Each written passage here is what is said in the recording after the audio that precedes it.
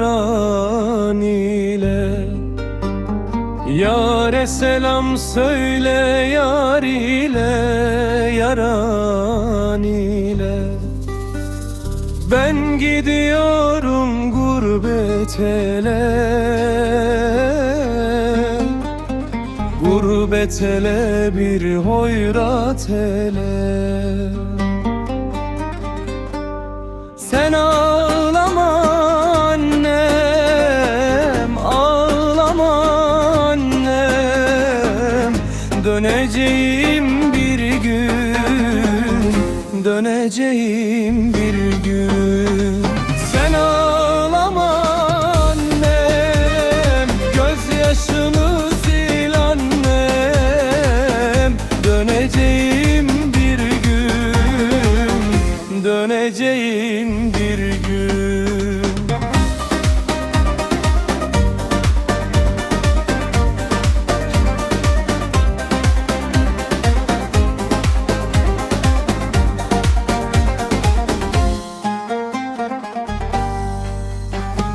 Gurbet elde bir of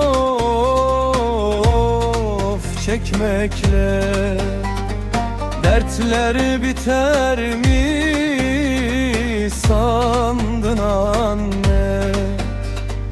Yar yolunu bekler durur,